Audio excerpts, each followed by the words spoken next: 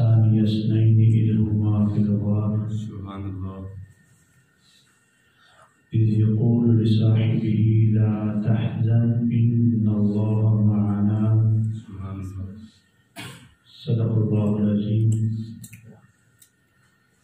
وصدق رسوله النبی الکریم ونحن على ذلك لمن الشاهدين والشاكرين والحمد لله رب العالمين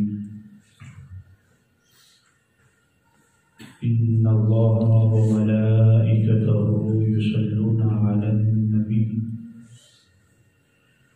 يا أيها الذين آمنوا صلوا عليه وسلموا تسليما اللهم صل على سيدنا مولانا محمد وعلى آل سيدنا مولانا محمد وبارك وسلم عليه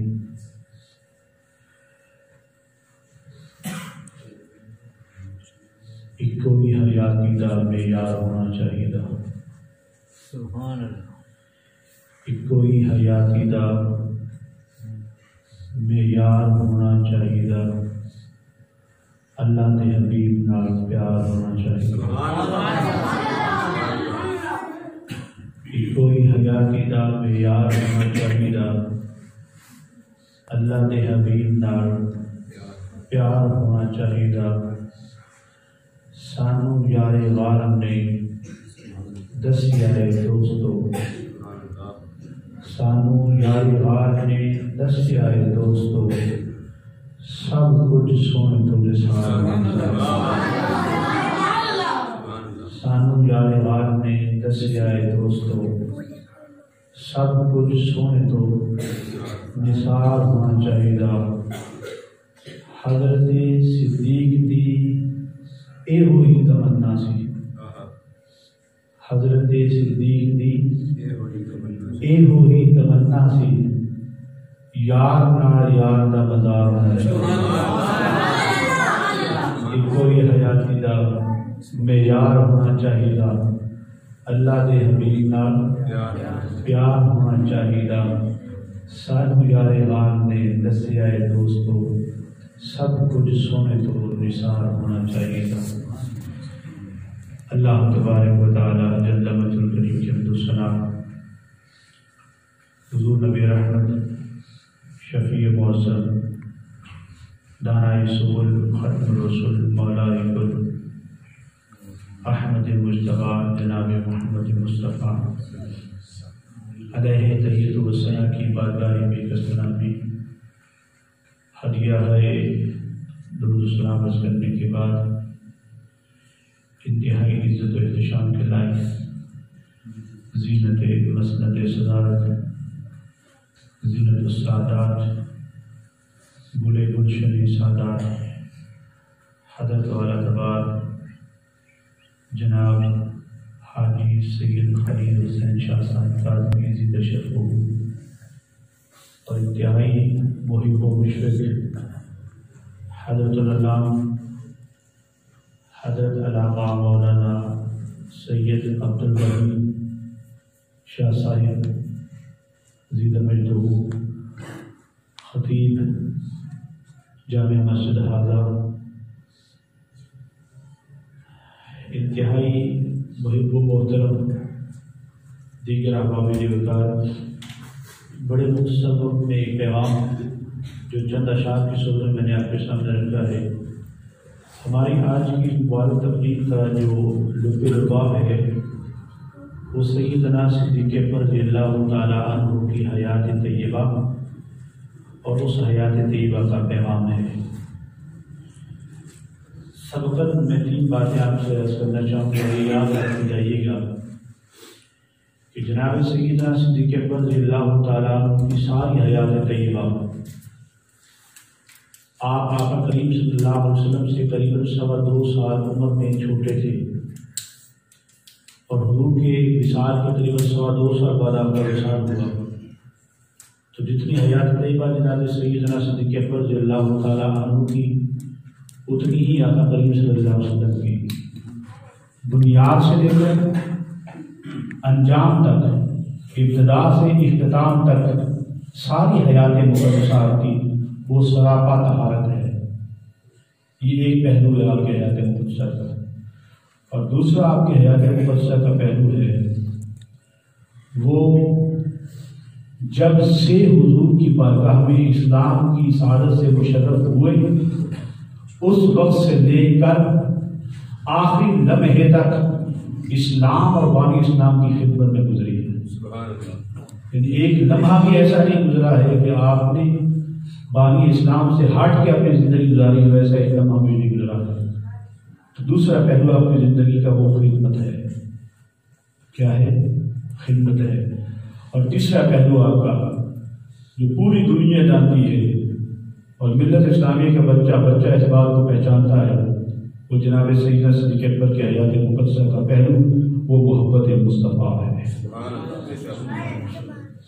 یہ تین پہلو میں نے آپ کے سامنے رکھے. اگر یاد رکھیں طہارت، خدمت اور محبت. طہارت، خدمت اور محبت، یہ لفظ یاد رکھنے آپ نے. جناب سیدنا صدیق اکبر رضی اللہ تعالیٰ عنہ کی حیات مقدسہ میں طہارت کتنی تھی بلا؟ طہارت ایک تو ہوتی ہے جسمانی، ایک ہے روحانی قلبی طہارت، نظریاتی اور فکری طہارت. انسان جب پیدا ہوتا ہے تو وہ کوشش کرتا ہے کہ اس کا جسم پاک رہے، لیکن کہیں نہ کہیں اس کی فکر میں، اس کے دل میں، اس کی روح میں کہیں نہ کہیں غلاظت آ جاتی ہے. فکر میں غلاظت آ جاتی ہے، گندگی آ جاتی ہے، نجاست آ جاتی ہے. جناب سیدنا صدیق اکبر رضی اللہ تعالیٰ عنہ کے حیات مقدسہ وہ حیات مقدسہ ہے کہ حضور کی بارگاہ میں اسلام لانے سے پہلے بھی آپ کی فکر، آپ کا جسم، آپ کا نظریہ، آپ کا قلب اور آپ کی روح تک پاک رہی ہے. آپ کی حیات طیبہ کے سارے سیرت نگاروں نے یہ بات لکھی کہ جناب صدیق اکبر رضی اللہ تعالیٰ عنہ نے حضور کی بارگاہ میں حاضر ہونے سے پہلے بھی کبھی کسی بت کو سجدہ نہیں فرمایا. سبحان اللہ. نعرہ تکبیر، نعرہ رسالت، نعرہ تحقیق، نعرہ حیدری، نعرہ غوثیہ، شان سیدنا صدیق اکبر. کسی بت کو آپ نے سجدہ نہیں فرمایا تھا. اور اس سے آگے بڑھ کے یعنی یہ فکری طہارت، یہ قلبی طہارت، کسی بت کے سامنے جھکنا گوارا نہیں کیا. اور اس سے آگے بڑھ کے جب سے آپ حضور کی بارگاہ میں حاضر ہوئے اس سے پہلے آپ کی ساری حیات مقدسہ، سارے سیرت نگاروں نے، صاحب اصول الوابا نے، امام شہرانی نے، سارے سیرت نگاروں نے لکھا کہ آپ کے منہ مبارک میں کبھی شراب کا ایک گھونٹ بھی نہیں گیا ہے. حالانکہ عرب پیتے تھے اور مدینہ طیبہ میں آپ کی شراب حرام ہوئی، لیکن جناب صدیق اکبر کی شان یہ ہے، طہارت کا پہلو یہ ہے کہ آپ کے منہ میں شراب کا ایک قطرہ بھی نہیں کبھی گیا. سبحان اللہ. اللہ نجاست آپ نے جسم کے قریب بھی نہیں آنے دی. اللہ اتنی پیاری طہارت اللہ نے آپ کو عطا فرمائی. یہ ایک پہلو میں نے عرض کیا مختصر. دوسرا پہلو آپ کے حیات مقدسہ کا وہ خدمت ہے. جب سے آپ اسلام قبول کرتے ہیں، اسلام قبول کرنے سے لے کر تا دم وصال حضور کی خدمت میں آپ پیش رہے. صرف آپ نہیں، آپ کا سارا خاندان حضور کی خدمت میں پیش رہا. یہ واحد صحابی ایسے ہیں جناب سیدنا صدیق اکبر رضی اللہ تعالیٰ عنہ کی ذات صفات، واحد ہستی ایسی ہے جن کے والدین گرامی، جن کے والدین بھی صحابی ہیں اور جناب صدیق اکبر خود بھی صحابی ہیں اور آپ کی اولاد بھی صحابی ہے. 3 نسلوں کو حضور کی صحابیت کا شرف ملا ہے. اس سے آپ اندازہ لگائیے کہ حضور نبی کریم صلی اللہ علیہ وسلم کی بارگاہ میں کتنی خدمت پیش کی ہوگی جناب صدیق اکبر. لوگ خدمت کرتے ہیں، طالب علم اپنے استاد کی کرتے ہیں، مرید اپنے شیخ کی کرتے ہیں. کبھی وہ خدمت قبول ہو جاتی ہے، کبھی نہیں بھی ہوتی، اور جتنا اس میں خلوص ہوتا ہے اتنا اس کا ریوارڈ، اس کا اعزاز بھی ملتا ہے. ہم نے دیکھا کہ جتنے بھی صحابہ کرام علیہ رضوان، ہر صحابی حضور کی بارگاہ میں ایک سے بڑھ کے ایک اپنے ماں کی خدمت پیش کرتے رہے، لیکن رسول اللہ صلی اللہ علیہ وسلم نے جو اعزاز، جو اکرام جناب صدیق اکبر کو بخشا وہ کسی اور کو عطا نہیں ہوا. حضور نے فرمایا کہ جتنا نفع مجھے صدیق اکبر کے مال نے دیا ہے، فرمایا اتنا نفع مجھے کسی کے مال نے دے دیا ہے. اور فرمایا لوگوں سن لو، آپ سن لو، صدیق اکبر کی خدمت کا حال یہ ہے کہ وہ خدمت نہ صرف میری بارگاہ میں بھی مقبول ہے بلکہ اللہ کی بارگاہ میں بھی مقبول ہے۔ اب حال یہ ہے میرے دنیا میں جتنے بھی مجھ پر احسانات کیے گئے میں نے ہر ایک کے احسان کا بدلہ لے لیا ہے، لیکن صدیق کے احسانات اتنے ہیں کہ اس کا بدلہ کل قیامت میں اللہ خود ادا کرے۔ اس سے آپ اندازہ لگائیے کہ جناب صدیق اکبر رضی اللہ تعالیٰ کی خدمت کس نے یاد کی ہوگی۔ اس کا مطلب یہ نہیں ہے، آپ یہ بات یاد رکھیے، اس کا مطلب یہ پتہ نہیں ہے کہ حضور نبی کریم صلی اللہ علیہ وسلم جناب صدیق اکبر کے احسانات کا بدلہ چکا نہیں سکتے تھے، ایسا نہیں ہے۔ اس کی ایک حکمت ہے، اس کی ایک حکمت ہے۔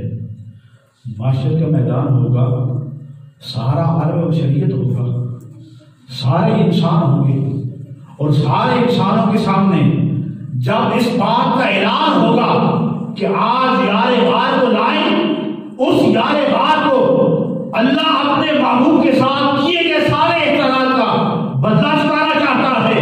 ارے ذرا سوچو تو صحیح، چشم تصور سے نظارہ کرو، اس وقت اللہ کی رحمت کا انداز کیا ہو سکتا ہے، جناب محمد عربی کی محبت کا انداز کیا ہو سکتا ہے۔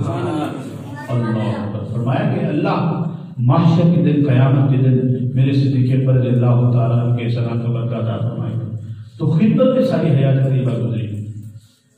اب وہ خدمت کہاں تک ٹھہری؟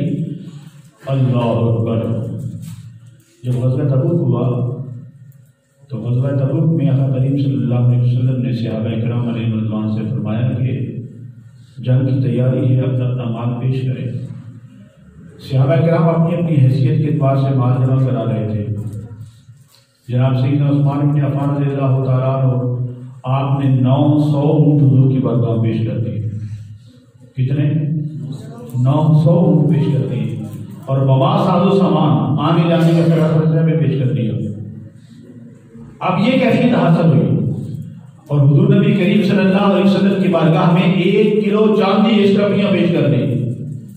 اب حضور ایسے اچھال رہے ہیں چاندی، اور اچھالتے چلتے حضور فرما رہے ہیں آج کے بعد میرا عثمان جو مرضی کرے اس کا عمل اس کو نقصان نہیں پہنچائے گا، اس کا عمل اس کو نقصان نہیں پہنچائے گا۔ لیکن میں صدقے جاؤں جناب عثمان ابن عفان ایسا عمل کریں گے کیوں جس سے حضور کو شرمندگی ہوگی۔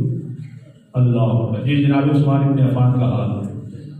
اور جناب سیدنا صدیق اکبر رضی اللہ تعالیٰ سے پہلے سیدنا عمر رضی اللہ تعالیٰ فرماتے ہیں میں نے دل میں سوچا کہ آج میں نے نیکی میں کسی کو نہیں بڑھنے دینا۔ اچھا یہ بات بھی یاد رکھیے کہ صحابہ کرام کس چیز میں آگے بڑھتے تھے بھلا؟ کس میں بڑھتے تھے؟ نیکیوں میں بڑھتے تھے۔ ہم دنیا کا مال جمع کرنے میں، اچھی گاڑی دینے میں، اچھا بنگلہ تیار کرنے میں، فلاں کی یہ کوٹھی مانگی میں اس سے بڑھ کے کیوں نہ بڑھوں۔ لیکن صحابہ کرام کا مزاج ہے نیکی میں آگے بڑھنے کا۔ جناب سیدنا عمر بن خطاب رضی اللہ تعالیٰ عنہ فرماتے ہیں میں نے دل میں سوچا کہ آج میں نے کسی کو نیکی میں نہیں بڑھنے دینا۔ فرماتے ہیں کہ میں گھر کا آدھا مال لے کے حضور کی بارگاہ میں حاضر ہوا، تو حضور نبی کریم صلی اللہ علیہ وسلم نے پوچھا ما بقیت لأہلک یا عمر، اے عمر گھر والوں کے لیے کیا چھوڑا ہے؟ تو عرض کی یا رسول اللہ میں گھر والوں کے لیے آدھا مال چھوڑ کے آیا۔ حضور مسکرا دی، آپ نے برکت کی دعا فرمائی، اور تھوڑی دیر گزری تو آپ دیکھیے خدمت مصطفیٰ کا جذبہ جناب صدیق اکبر نے کیا پیش کیا ہے، کس انداز کے ساتھ محبت مصطفیٰ اور خدمت مصطفیٰ ہمارے سامنے اس کا بہترین منظر پیش کیا ہے۔ جناب صدیق اکبر رضی اللہ تعالیٰ گھر گئے نا تو گھر کی دیواروں کے ساتھ کچی دیواریں تھیں، تو دیواروں میں ہاتھ لگاتے ہیں ایسے، تو دیکھا کہ کوئی سوئی بھی گھر میں رہنا چاہتا۔ کیا ہم تو دیتے ہیں نا 10 روپئے مسجد کو دینے تو پیچھے سوچتے رہتے ہیں کہ پیچھے کتنا بچایا، دینا اللہ کو ہوتا ہے، تو باتیں 100 ہوتی ہیں ہماری، اللہ تعالیٰ معاف فرمائے اس کیفیت سے۔ تو آپ ایسے مسجد کی دیواروں کو ہاتھ لگا کے دیکھ رہے ہیں کہ کئی لوگ عورتیں ہوتی ہیں گھروں میں دیواروں میں کوئی نہ کوئی سوئی اڑیس دیتی ہے، تو دیواروں میں ہاتھ لگا کے کہیں کوئی سوئی بھی گھر میں رہ نہ جائے، حتیٰ کہ اپنے تن کے کپڑے اتار دیے، تن کے کپڑے بھی اتار دیے، اور ٹار کا لباس پہن کے کانٹے کے بٹن لگا دیے۔ اللہ اکبر! اب یہ کیفیات کوئی محبت والا سمجھے، یہ کیفیت کیسے میسر آتی ہے؟ اور اس کا انداز کیا ہوتا ہے. جناب سیدنا صدیق اکبر رضی اللہ تعالیٰ عنہ نے جب سارا مال حضور کی بارگاہ پیش کیا نا تو اس لجپال قریب آ کر پوچھا ما بقیت لأہلک یا ابا بکر، ابو بکر گھر والوں کے لیے کیا چھوڑ کے آئے ہو؟ کچھ چھوڑا بھی ہے کہ نہیں چھوڑا ہے؟ اس چند سالانہ مصطفیٰ نے ایک ہی دنیا کے سامنے مظہر پیش کرتے ہوئے حضور کی بارگاہ میں یہ استغاثہ پیش کیا، یا رسول اللہ میں گھر کیا چھوڑ کے آیا ہوں؟ فرمایا بقیت اللہ و رسولہ، اے رسول اللہ یا رسول اللہ میں گھر والوں کی کچھ نہیں چھوڑ کے آیا ہوں، مال نہیں چھوڑا ہے، گھر میں اللہ اور اس کا رسول چھوڑ کے آیا. اقبال یہاں بول اٹھ، اقبال کہتے ہیں پروانے کو چراغ بلبل کو پھول بس، صدیق کے لیے ہے خدا کا رسول بس. جب آپ کلام کرتے ہیں، کلام کرتے کرتے انگلش کلام لکھتے تو آخر میں فل سٹاپ ڈالتے ہیں، تو فل سٹاپ کا مطلب پتہ ہے کیا ہوتا ہے؟ بس اس کے بعد اللہ اکبر. اقبال کہتے ہیں کہ صدیق اکبر رضی اللہ تعالیٰ عنہ نے ہمیں اس بات کا اعلان کر کے بتا دیا کہ لوگوں صدیق اکبر کے سامنے اور کسی چیز کی کوئی وقت نہیں ہے، اگر وقت ہے تو وہ صرف ذات مصطفیٰ کی ہے.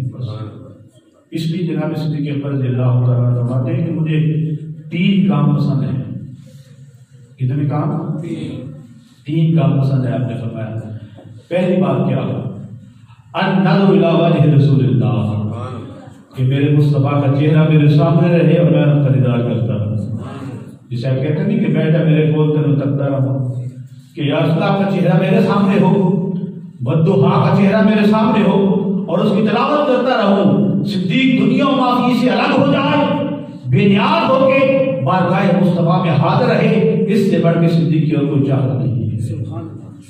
اور دوسری بات وہ کیا بات ہے؟ دوسری بات ہے انفاق والا رسول اللہ. اللہ مجھے مال دیتا جائے، میں کہیں اور خرچ نہ کروں، میں حضور کی ذات پہ خرچ کرتا ہوں. اور کچھ طلب ہی نہیں ہے، اور کچھ ڈیمانڈ ہی نہیں ہے، چاہت ہی نہیں ہے. اور تیسری بات الجلوس بین یدی رسول اللہ، کہ یا رسول اللہ میں کہیں بھی نہ جاؤں، آپ مسجد نبی میں بیٹھے ہو، یہاں تشریف فرما ہو، صدیق اور کہیں بھی نہ جائے، گھر بھی نہ جائے، آپ کی بارگاہ میں بیٹھا رہے بس، اور کوئی کام نہ کرے. 3 کام جناب صدیق اکبر رضی اللہ تعالیٰ عنہ نے حضور کی بارگاہ میں یہ پیش کیے. یہ وہ طہارت، وہ خدمت اور وہ محبت مصطفیٰ صلی اللہ علیہ وسلم. اور اسی محبت کی وجہ سے جناب صدیق اکبر رضی اللہ تعالیٰ عنہ نے جو حضور کی ذات سے ادب کا بہترین مظاہرہ ہمارے سامنے پیش کیا، کائنات میں کہیں نظر نہیں آتا. میں اس کی چند مثالیں آپ سے عرض کرنا چاہوں گا. اللہ اکبر. جب حضور نبی کریم صلی اللہ علیہ وسلم نے ہجرت فرمائی تو آقا کریم صلی اللہ علیہ وسلم نے رات کے وقت جناب صدیق اکبر رضی اللہ تعالیٰ عنہ کو اٹھایا. آپ سو رہے تھے، اٹھایا، فرمایا کہ ہمیں ہجرت کا حکم ہو گیا ہے. اور جناب صدیق اکبر رضی اللہ تعالیٰ عنہ نے اس سے پہلے سواریاں تیار کی تھی. تو رات کے سناٹے میں دونوں یار مکہ المکرمہ سے نکلے غار ثور کی طرف.